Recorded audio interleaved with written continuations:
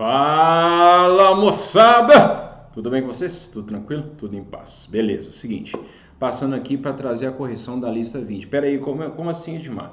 Você nem colocou as respostas, eu vou colocar depois, gente. Eu vou explicar primeiro, eu vou falar a pergunta e vou falar da resposta e depois vocês vão acessar lá o gabarito. Todas as vezes eu quase falo garabito, mas então vocês vão acessar o gabarito para ver as respostas lá, tá bom? É o seguinte, vamos lá, devagarinho. Questão número 1. Explique os motivos que levaram a corte portuguesa a se instalar na América Portuguesa. Eu já cansei de falar disso. Vocês sabem responder isso de olho fechado já, mas vamos lá. Tem vários motivos. Primeiro, porque isso já era um plano antigo, já existia um plano de migração. Por quê? Por vários motivos. Porque era a colônia mais próspera, geograficamente era um ponto mais estratégico, a Europa ficava muito longe das colônias africanas, por exemplo, então estrategicamente era importante. E um fato mais importante, na verdade, foi a questão do bloqueio continental, que colocou Portugal na berlinda. Ou você para de comercializar com a Inglaterra, ou então a gente vai te invadir, disse Napoleão. Portugal acabou, no final das contas, continuando comercializando, e aí Napoleão invade e torna Portugal um estado satélite do seu grandioso império. Bem, então, e na verdade, no final das contas, não foi uma simples fuga. Então tinha um planejamento lá. Além disso, a própria Inglaterra, percebendo a possibilidade do incremento do comércio com o Brasil, estimulou, patrocinou e protegeu a vinda da corte para o Brasil. Então, alguns motivos. O plano já existia anteriormente, estrategicamente falando, geograficamente falando, seria mais interessante a corte estar aqui.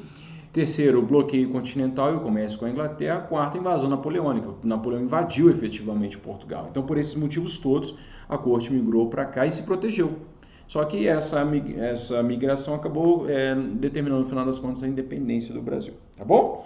2. Identifique as mudanças econômicas decorrentes da chegada da corte portuguesa da América. Primeira medida e sua consequência, a abertura dos portos. Dom João estava descendo assim no barco, trupicou, caiu, já caiu assinando assim, abertura. Vamos abrir os portos para as nações amigas. E aí, isso beneficiou, obviamente, principalmente a Inglaterra. Mas outros países, outras pessoas de outros lugares veio gente até de Marte, veio aqui que pegava no Brasil. Bem, então, a abertura dos portos, né?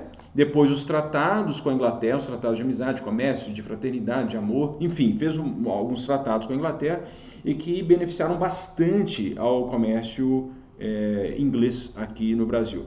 Então o Brasil foi inundado com produtos, já disse isso 277 vezes.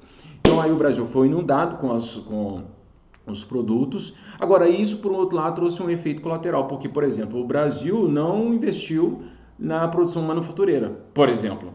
E o Brasil poderia já ter começado, né? Se o Brasil tivesse começado, talvez a gente já fosse um país industrializado já há bastante tempo, né? Mas não aconteceu, e o si não existe na história, e vida que seguiu, e a gente virou consumidor de produto inglês. Né? Um monte de produto inglês, souvenir da rainha, enfim.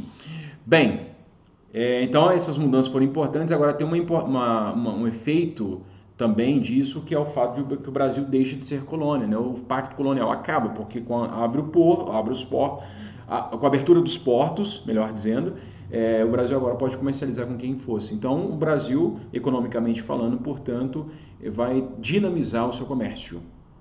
Tá bom? Beleza? Muito bem. 3. Leia o texto. No século XIX, James Webb, representante dos Estados Unidos junto ao governo brasileiro, informava: em todas as fazendas do Brasil, os senhores e seus escravos vestem-se com manufaturas do trabalho livre, e 9/10 delas são inglesas. A Inglaterra fornece todo o capital necessário para melhoramentos internos no Brasil e fabrica todos os utensílios de uso ordinário, da enxada para cima e quase todos os artigos de luxo. A Grã-Bretanha fornece ao Brasil os seus navios a vapor e a vela. Calça-lhe as ruas.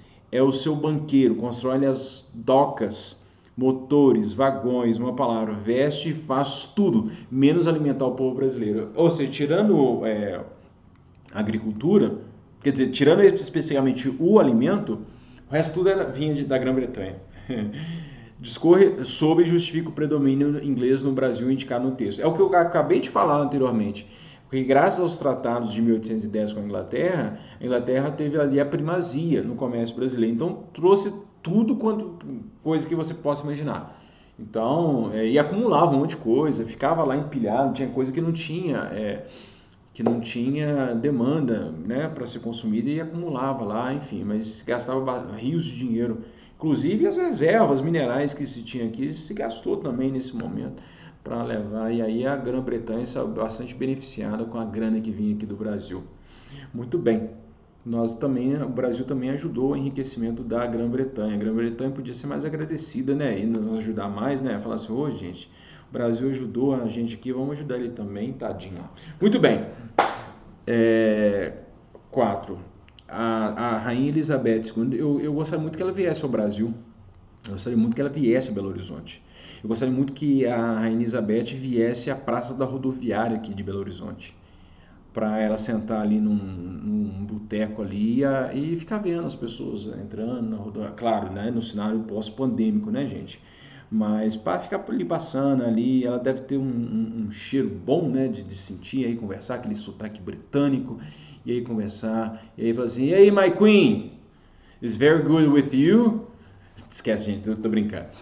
Vamos lá, questão 4. Caracterize a Revolução Liberal do Porto quanto às suas causas e desdobramentos. A Revolução Liberal do Porto é um protesto, é um chega. Aí a burguesia portuguesa falou assim, foi um grande grito, estamos cansados de sermos abandonados. Na verdade, neste momento, na Europa, de uma forma geral, estão acontecendo vários movimentos. O que é engraçado é que o Brasil, tendo a corte, né, e a corte absolutista, estava sendo bastante influenciado pelas ideias liberais, principalmente em relação à economia. E aí então os liberais, percebendo que a manutenção de uma monarquia absolutista era prejudicial, porque no final das contas os caras trabalhavam, pagavam impostos, e aí era para ficar alimentando os prazeres e a corte portuguesa. Bem, aí no final das contas então eles tomam o poder. E essa burguesia que tinha sido abandonada, então exige que Dom João retorne para Portugal. E por que ela exige? Porque eles têm interesse em recolonizar o Brasil. Então, primeiro, porque o rei precisava assinar a Constituição, se submetendo à Constituição, que eles começaram a elaborar, as cortes extraordinárias de Portugal, então estão fazendo lá, o parlamento português, né? Passou uma moto aqui agora, atrapalhando a minha gravação, eu não vou regravar! Muito bem, e aí o seguinte, passa a moto, isso, vai embora, muito bem. E aí o que acontece? Então, Portugal... quer dizer, as cortes exigem que Dom João retorne para Portugal e Dom João retorna, mas aí ele deixa aqui o filho, né? Deixa aqui o filho Dom Pedro I. Fala assim, Dom Pedro, fica aí, você se tornará o príncipe regente do Brasil. E aí, porque o Brasil era Reino Unido, lembram que o Brasil era Reino Unido, então precisava de uma pessoa aqui para governar. Então a pessoa fica aqui, né? Dom Pedro fica aqui. Então isso, e aí no final das contas, Dom Pedro vai ser um dos principais figuras para liderar o processo de independência do Brasil. Beleza? Então esse é um desdobramento. E no final das contas, lá em Portugal, a monarquia passa a ser uma monarquia constitucional. Grande parte dos países neste momento na Europa adotam essa prerrogativa, né, de monarquia constitucional, porque a Constituição ela impede, ela é um freio ao poder absolutista do rei. Tá bom? Bem, explicar o processo de independência. O processo de independência do Brasil, a questão 5, eu já pulei aqui, nem avisei, né? Vocês tomaram um susto. Não, vamos lá. Explica o processo de independência do Brasil, da independência do Brasil. Foi um processo, primeira coisa. Eu sei de foi um processo, mas tá bom, mas entendam isso de uma vez por todas. Não foi só o grito do Ipiranga. O grito do Ipiranga é bonito, mas é porque o grito do Ipiranga é o grito do Ipiranga. Isso é um grito. É só uma fala. Mas tem todo um contexto ali que é importante, né? Então, o processo de independência do Brasil foi paulatino, foi gradual, foi lento e se deu ao longo do ano de 1822 com suas raízes lá desde 1808, tá? E não vai se encerrar aí não, porque depois nós vamos aprender nessa semana que o Brasil vai ter que enfrentar as guerras de independência e também o Brasil vai ter que... O Brasil vai ter que pagar uma indenização para Portugal de 2 milhões de libras esterlinas. Muito bem, mas então é um processo lento. E aqui começa, vamos pegar só o ano de 1822 para não ficar falando de muita coisa. Então alguns fatos são importantes. O dia do fico é importante, o cumpra-se é importante. O cumpra-se é aquela determinação que Dom Pedro mandou o recado lá para as cortes. Olha, as suas ordens só serão cumpridas se eu quiser. Tá? Se achar ruim, pode vir vocês, o exército, pode vir a CIA, pode vir o que for, que eu só vou cumprir se eu quiser. E aí depois, Dom Pedro convoca a Assembleia Constituinte do Brasil, que isso é um importante passo também, porque queria mostrar que o Brasil teria uma Constituição própria, ou seja, mostrando a sua vontade de permanecer com a autonomia política do Brasil. Então, Dom Pedro é um cara importante, Dom Pedro é um cara esperto. Enfim, e aí depois, no final das contas, tem ali um ultimato, né? As cortes mandam ali recado, a Dona Maria Leopoldina, enquanto Dom Pedro foi para Minas, foi para São Paulo, a Dona Leopoldina era a regente do Império.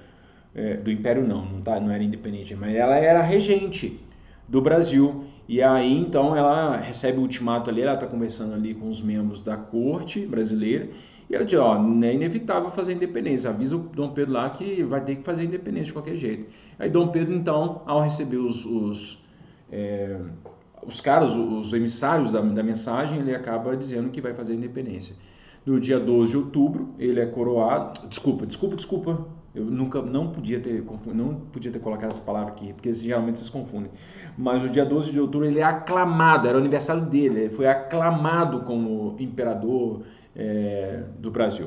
Então as pessoas chamaram imperador, viva Dom Pedro, viva o imperador, viva o Brasil, enfim, né? Então foi aclamado. E no dia 1º de dezembro de 1822 ele foi coroado. Mas o Brasil só se tornou reconhecidamente independente em 1825. Muito bem. Caracteriza a independência do Brasil quanto às mudanças econômicas e sociais. Não aconteceram mudanças substanciais em relação à economia e à sociedade. A sociedade permaneceu escravocrata, embora houvesse um movimento ali bem pequeno de tentar abolir a escravidão, mas a maioria esmagadora da elite brasileira era contrária à abolição da escravidão, então mantém a escravidão, ou seja, mantém a estrutura social do Brasil naquele momento. A independência não muda essa situação. E economicamente falando também não muda nada, porque você tem ali um investimento na produção ainda de monoculturas e a pouca diversificação. Existiam outros produtos que eram cultivados, produzidos no Brasil, mas a produção mineral, que daqui a pouco, né, a produção aurífera já estava em franco declínio. A produção de diamantes daqui a pouco também entra em declínio, e aí depois começa a produção do café. Então o café vai ser o ouro verde do Império aí, ao longo, né, a partir da década de 30, 40, 50, enfim, o café sobe bastante importância e vai manter o Brasil com bons recursos econômicos, né? Muito bem, mas a economia ela não muda substancialmente nada. O Brasil não passa a ser um país industrializado ou vai fazer atividades assim, enfim, muito antes pelo contrário. O Brasil vai continuar na mesma pegada que tinha antes. Moçada, então é isso. O vídeo eu queria que fosse bem curto, no final das contas ele ficou longo, vocês me desculpem por isso. Um grande abraço para vocês, fiquem bem, fiquem saudáveis e qualquer coisa é só chamar. Um grande abraço, até mais, tchau!